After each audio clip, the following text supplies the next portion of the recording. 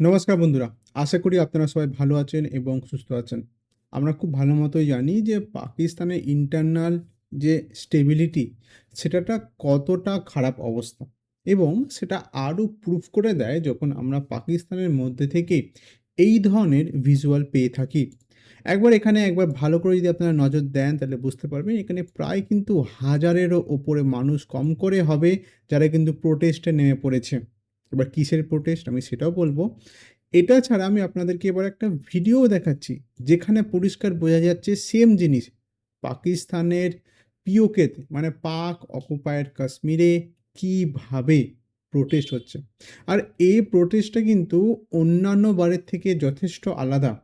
কেননা এটার সিরিয়াসনেসটা এতটাই বেশি যে আমেরিকাকেও একটা নোটিশ জারি করতে হয়েছে তাদের সিটিজেনদের জন্য, যেখানে তারা রিকোয়েস্ট করছে যে এই ধরনের জায়গা থেকে তারা যেন দূরে থাকে।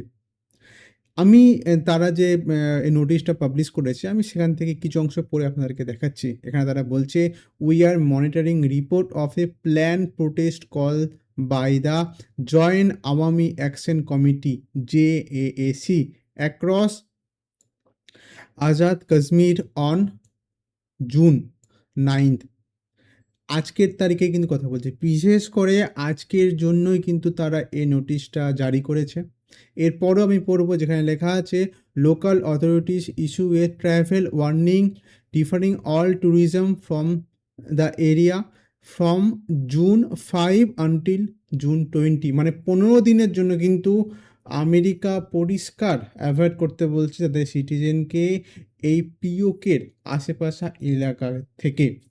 এখানে তারা কী অ্যাকশন টেকেন করতে বলেছে। প্রথমত যেটা আমি বললাম যে এ ধরনের জায়গা থেকে আ দূরে থাকতে। এছাড়াও review your personal security plan, monitoring local media. কিন্তু মজার বিষয় কী বলুন তো? এখানে আমেরিকার তরফ থেকে বলা তো হচ্ছে যে লোকাল মিডিয়া মানে পাকিস্তানে যে মিডিয়াতে যে খবরগুলো প্রচার করা হচ্ছে তার উপর বিশেষ করে নজরদারি দিতে। কিন্তু এই যে প্রোটেস্টগুলো আমি আপনাদেরকে দেখাচ্ছি, এই ধরনের প্রোটেস্ট গতকাল হওয়ার পর কিন্তু পাকিস্তান পিওকেতে পুরোপুরিভাবে ইন্টারনেট কাট অফ করে দিয়েছে। সেখানে মিডিয়াকে ঢুকতে দিচ্ছে না। তাহলে পাকিস্তানের মিডিয়ায় যখন এই ধরনের এলাকাতে গিয়ে রিপোর্ট করতে পারবে না, ইন্টারনেট কানেক্টিভিটি থাকবে না কমিউনিকেশনের জন্য, তাহলে সঠিক যে মানে পরিস্থিতি, সিচুয়েশান, সেটা আমেরিকার সিটিজেনের কাছে বা কীভাবে যাবে? আর কীভাবে পাকিস্তানের অন্যান্য অঞ্চলে যে মানুষরা আছে তাদের কাছে বা কীভাবে যাবে? আর এটা কিন্তু এতটাই সিরিয়াসনেস আমি বারবার বলছি। আর এখানে দেখুন 15 দিনের জন্য কিন্তু আমেরিকার তরফ থেকেও বলা হয়েছে যে এসব এলাকা থেকে দূরে থাকার জন্য। এরপরও আমি পড়ি কী লেখা আছে। Monitor email and local media further update, same জিনিস তারা রিপিট করছে।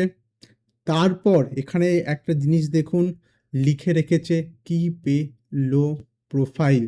এখানে আমেরিকার তরফ থেকেও বলা হচ্ছে যে যারা সিটিজেন আছে পাকিস্তানে যাচ্ছে তারা কিন্তু তাদের মানে ভিজিবিলিটি পাবলিকের কাছ থেকে যতটা পারে তাদের কম করা উচিত। কারণ আমরা বিভিন্ন জায়গায় দেখে রেখেছি যে নরমালি এসব প্রোটেস্ট হলে কিন্তু যারা টুরিস্ট তাদের উপরেও কিন্তু বেশ ভালোভাবেই প্রভাব দেখা যায়। আর এছাড়াও আইডেন্টিফিকেশনের জন্য মানে পাসপোর্ট ক্যারি করতে বলছে। দেখুন এইসব আমেরিকা তার তরফ থেকে বললেও এটা আমাদের মাথায় রাখতে হবে, পাকিস্তান এমন একটা জায়গা যে সেখানে কিন্তু কোঅপারেশন পাওয়া ভীষণভাবে কঠিন। যেখানে পাকিস্তানের সাধারণ জনগণই ঠিকমতো আ সুবিধা পেয়ে থাকে না, সেখানে তারা বাইরের টুরিস্টদের কীভাবে দেবে? আচ্ছা, এরপরও আমি আরও একটা জিনিস এবার দেখাচ্ছি, যেখানে কিন্তু এই নোটিশটা কিন্তু পাকিস্তান নিজেদের তরফ থেকে পাবলিশ করেছে। যেখানে তারা পরিষ্কার বলছে যে এইসব যে রিমার্কস করা হচ্ছে, এখানে যে প্রোটেস্টের কথা বলা হচ্ছে, এই যে ভিডিও পাবলিক করা হচ্ছে, এগুলো কিন্তু পুরোপুরি ইররিলেভেন্ট। এরা মানে পাকিস্তান পুরোপুরি এই জিনিসটাকে রিজেক্ট করছে। তার সাথে কি লেখা আছে আমি সেটাও পড়ছি। "We have notice with concern with the irresponsible and ill information insinuation made by certain members of the disappear in the UK regarding আচ্ছা এর আগে আমি আরও একটা রিপোর্ট দেখাই এই ব্যাপারে কিন্তু অলরেডি ইউকে পর্যন্ত চলে গেছে যেখানে ইউকে পার্লামেন্টারি গ্রুপ একটা কনসার্ন রাইজ করেছে এই ধরনের টেনশনকে নিয়ে পাকিস্তানের মধ্যে এখানে একটা লেটার ইউকের ফরেন অফিসে পাঠানো হয়েছে জুন মাসের 6 তারিখে যেখানে মানে অল পার্টি প্রিলিমিনারি যে গ্রুপ আছে কাশ্মীরে যারা মূলত এই প্রোটেস্টটা চালাচ্ছে সেখানে প্রায় 30 জন এমপি সাইন করেছে এবং ব্রিটিশ গভর্নমেন্টকে এখানে এঙ্গেজ করার জন্য রিকোয়েস্ট করছে মানে তারা ইউকেকে বলছে এই জায়গাতে আসতে এবং ইন্টারফেয়ার করতে যাতে সিচুয়েশানটা ঠিক হয়। এবার যেটা মজার বিষয় কি বলুন তো আমরা ভালো মতোই জানি যে পাকিস্তানের মধ্যে কিন্তু কোনো ইলেকটেড গভর্নমেন্ট কাজ করে না পুরোপুরি পাকিস্তানকে কিন্তু কন্ট্রোল করে রয়েছে এই মুহূর্তে আসিফ মুনির মানে একদিক থেকে আমি বলতে পারি যে মিলিটারি কিন্তু পাকিস্তানকে পুরোপুরি এখন কন্ট্রোল করছে সেখানে কিন্তু ডেমোক্রেটিকভাবে মানে ডেমোক্রেসিভাবে কিন্তু কোনো সিচুয়েশান যদি কেউ সলভ করতে যায় সেটা কিন্তু সলভ হবে না কেননা যে মেন ডিসিশান যদি কারোর নেওয়ার থাকে সেটা কিন্তু নেবে আসিফ মুনির। এবার এই প্রোটেস্টটা কেন হচ্ছে আমি সেটা বলি পিওকে মানে পাক অকুপায়েড কাশ্মীর যেটা এক কথায় আমি বলতে পারি ভারতের অংশ যেটা পাকিস্তান ইললিগেলি অকুপাই করে রেখেছে এই জায়গায় কিন্তু পাকিস্তান সেভাবে কোনো ডেভেলপমেন্ট করেনি।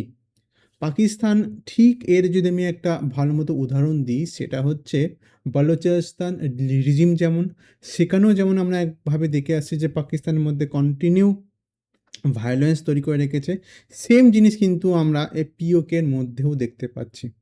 মজার বিষয়টা কি বলুন তো পাকিস্তানের যে পুরোপুরি বাজেট সেটা তারা মূলত একটা জায়গাতেই তারা বেশি ফোকাস করে রাখে বিশেষ করে আমি বলবো ইসলামাবাদের আশেপাশে যে রিজিমগুলো আছে সেখানে আর সেগুলোতেই যখন তাদের বাজেট পুরোপুরিভাবে শেষ হয়ে যায় এবং যে বাজেটটা কিছু অংশ বেঁচে থাকে সেই অংশটাই তারা হয়তো বালুচিস্তানে দেয় এবং পিওকেতে দেয় যার ফলে এত বছর পরেও কিন্তু পিওকে মানে পাক অকুপায়েড কাশ্মীরের মধ্যে সেইভাবে কোনো ডেভেলপমেন্ট হয়নি সেখানে কোনো স্কুল হয়নি যেখানে বাচ্চারা ছেলেমেয়েরা পড়াশোনা করতে যাবে সেখানে কোনো হসপিটাল হয়নি যেখানে মানুষ অসুস্থ হলে তাদের কাছের প্রয়োজনের চিকিৎসার জন্য ছুটে যেতে পারবে।